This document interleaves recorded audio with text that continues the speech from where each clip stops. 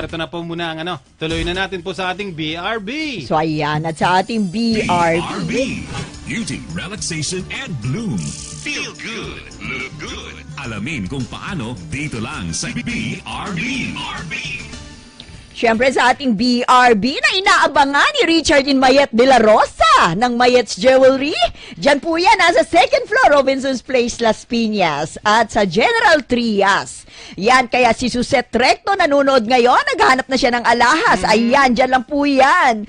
Sa Mayet's de la Rosa. Oo. Diyan kaya sa Mayet's Jewelry, may bracelet kayang jade? Wala naman. Meron. Pero affordable. Yung mga jewelry po na inyong matutungahan dyan, makikita dyan. Meron siyang mga mamahalin, meron siyang mga mumurahin na meron pang nakita ko, nagkakahalaga lang ng yung pendant, nagkakahalaga lang ng 950 pesos. O, ikita mo yun. 14K yun, pero maliit lang siya, siyempre. Saan nga makikita yung anong yan? Yung dyan yan sa General Trias. Oo. At sa Robinson's Place, General Trias. At sa Las Piñas, Robinson's Place. Yan po yung Mayet's de la Rosa Jewelry. Ayan, si nagtatanong na rin O yan, si Camille Dones. Kumusta na raw, Kuya Jay? Kumusta? At Ate Brenda, sa ibayong dagat. Palagay ko hindi siya nagluluto ng LA. Hindi rin siya nagluluto ng tuyo. Ay, hindi, oo. Ay, hindi, paborito nila yung tinapang bangus. Ang gusto nila yung tinapang bangus, tsaka yung mga tinatawag na lawlaw. Yung mga tinapa niya nagaling dyan sa Rosario, sa Cavite. Napakasarap dyan. Lawlaw, meron talagang ganon? Oo, tamban, tinatawag. Ayun, alam ko yan. Alam ko yan, tamban. Oo, sarap paborito yan, namin yan. Uy, Karina, at aking mga tsahin dyan, sila Auntie Luby, Auntie Lori, Auntie Baby, at si Ate Shelo, nandiyan dyan din. Oy, good morning, good sa inyo, ha?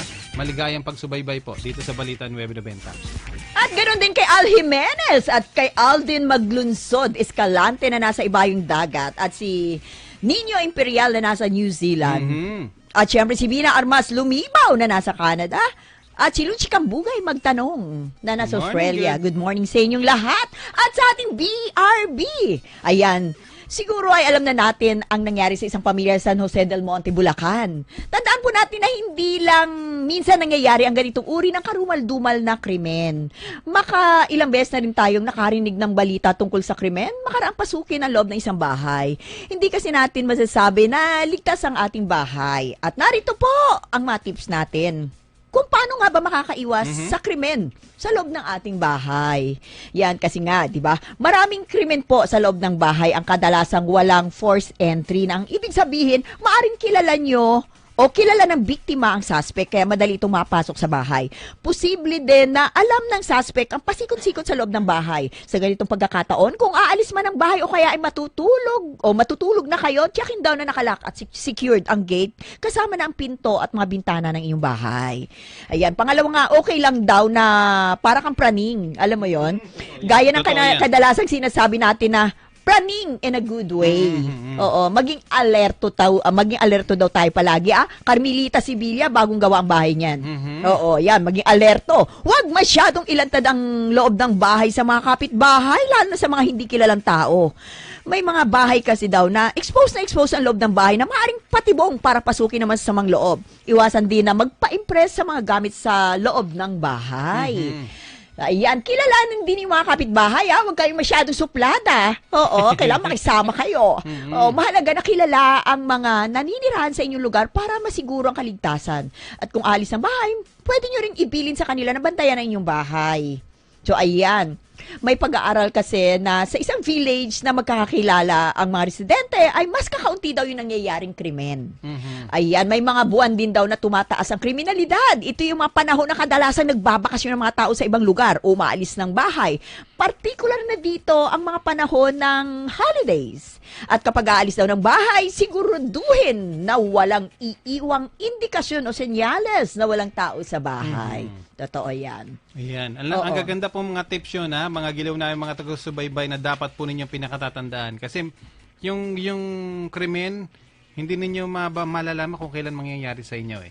So, lagi po kayo, tama po yung binanggit ni Miss Brenda. Minsan kinakailangan tayong maging praning. Ako nga minsan pinagtatawanan ako ng anak ko, medyo tamang hinala ako sa Ako rin ganyan. Sa loob na ng bahay ko yun, ha? Oo. Kunyari, mag-shower na ako. Napapraning din ako. Kailangan masiguro ko na Secure. nailak ko. Gaganin Secure ko ulit ang ninyo. pinto. Wala namang masama di ba? Paano kaysa naman kayo masalisihan o madali, di ba? Di mabuti ng secure. Wala naman kayong pineperwisyon tao, mga ginaw namin mga taga-subaybay. Yung CCTV, tulad ng ginagamit ngayon ng nakararami nating mga tao, good naman, okay naman para sa ano. Pero para sa akin, kasi yung CCTV, nakukunan mo yung krimen. Habang ginagawa kung merong krimen nangyayari sa inyo. Pero more than the usual, nakukunan nyo lang. Pero yung kriminal, maswerte kung mahuli. Oo, kasi alam nila, Nabibidyoan nyo marunong lang. na rin sila. Oo, marunong din sila. Tatakpan Paano? nila yung mukha nila. Magsusumbrero sila. Ayan, alam ni Kenneth Nantes yan. Nanonood ngayon. Mayor, good morning sa iyo.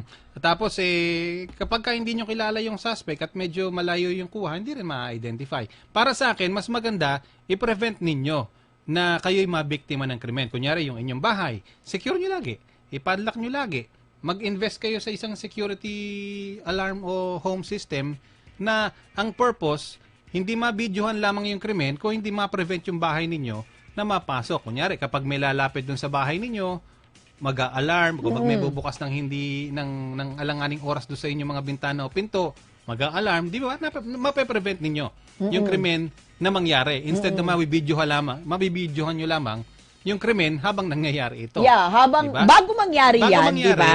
Agapan nyo na kagad. agapan nyo na At agad. huwag magpo-post ng mga kung ano-ano sa Facebook na andito kami sa ganitong lugar, di ba? Kasi nako. Oo, meron pang thanks to my hobby, binili ako ng napakagandang laptop. Di ba? Oo. O computer. O kaya 60-inch na LED screen TV newly purchased. How happy am I? Di ba? How happy I am. Sus, alam nung magnanakaw, meron kayong 60 ganon, inches na ha? bagong-bagong TV. O siya. Dali kayo, di ba? Maging maging security conscious po kayo. Minsan maganda rin minsan medyo kayo, self-conscious kayo sa inyong security, yung inyong privado, yung inyong privacy, dapat private talaga, hindi yung pinapaskil din nyo kung saan-saan, sa Facebook o sa social media. Baka mamaya, pagsisihan ninyo, yung mga magnanakaw ngayon, high-tech na rin, nagche-check na rin ng status ng inyong mga timeline. At kahit wala kayong appointment sa mga kakilala nyo, kasi karamihan naman sa yung iba nga, sabi nga nila, kilala ng tao yung pumasok sa bahay nila. O pag wala kayong appointment sa kanila, huwag niyo papasukin. Correct. Oo. Diba? Huwag kayo masyadong kampante, ika nga. Oo, kaya kung magpapapasok man kayo dahil kilala nyo nga, ay ipaalam nyo rin na andito si ganito ngayon, hawak ka ng cellphone. Di ba? Kunyari, minsan nga, tumatawag ka lang eh. Oo. Diba? Ginagawa ko nga yun sa taxi. Na kunyari, Hello? meron kayong kausap. Hello, Jay? Diba? Nasa taxi na ako, Jay. Itong plate number. Sige, maya-maya, andyan na ako. Ganun Pero yung wala mga naman akong kausap na. Ganun yun. Bakit ba? Security nyo Pero yung inyong pwede naman iniisip. maging makatutuhanan Oo, na talaga may kausap ka. Oo. Kasi ano ba naman yung, di ba, only call naman yan eh. Sabihin nyo yung totoo, kaya mag-text kayo na ito. Pero mas maganda na rin yung, katulad nga sinasabi mo, na bago mangyari, na mag-isip ng hindi maganda, yung kapwa, iparamdam mo na sa kanya na naka-alerto ka. Correct. Para oo. hindi niya nagawin. Para hindi na kayo maging target, diba? Kunyari, sa inyong bahay, wala kayong kasama sa inyong mga bahay, make sure na nakasecure. Kung meron kayong pondo, kung seryoso kayo, okay ka nga may konti kayong budget, mag-invest kayo sa sa security system o home alarm system, o kung hindi naman, mag-alaga kayo ng dogs. 'Di ba? Natutulong sa inyo na maging alertado yung inyong parang security na rin ng inyong bahay. Pero kung hindi naman, secure nyo na lang yung inyong mga bahay every time, every night na kayo matutulog.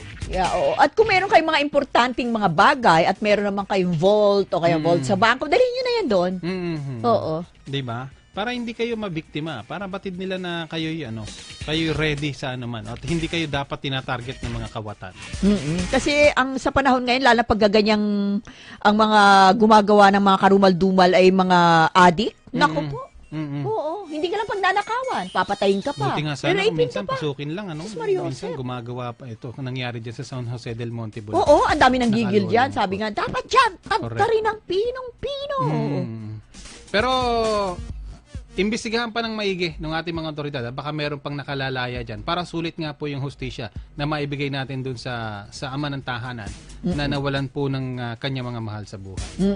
Uy, 6:09 na pala. Uy, Mga ang bilis gilaw naman na ang mga oras. taga-subaybay. Ibig Oo. sabihin, hudyat na po yan ang ating pansamantalang paghihiwalay ngayong umagang ito, mga sir, mga ma'am. So ayan, si Janet Leyva Aranya, nanonood sa atin ngayon. Ayan, si Mayor Kenneth Nantes, nanonood din sa atin Morning ngayon. good po sa inyo. Morning good. So ayan, tayo ba'y magpapaalam na? Oo. Paalam na tayo dahil natapos na naman po ang isang oras ng ating pagsasama ng mga sir, mga ma'am. So ayan, muli tayong magkarinigan sa Lunes, alas 5 hanggang alas 6 ng umaga, dito lamang sa Radyo Inquirer 990. At maraming salamat sa mga kasama natin sa araw-araw sa Technical Department at sa Digital, si Roy Apule at si Raul Cusare. Ganun din po sa ating desk supervisor na si Donabel Dominguez Cargullo. At sa production naman si KB Jonsona, Enli at Rose Cabrales. At sa newsroom si Jimmy Tamayo at si Honey Abbas. Ito po ang inyong lingkod, Brenda Dumato, bayang nagtatanong, mamayang nag-uusisa. At abangan nyo po ang ating programa bukas. Tuwing Sabado po yan, ang Warrior Angel 8 to 9 in the morning. So ayan, susunod na po ang Banner Story with Jake Maderasa and Direk Arlene de la Cruz. Uy, batiin ko rin yung ating mga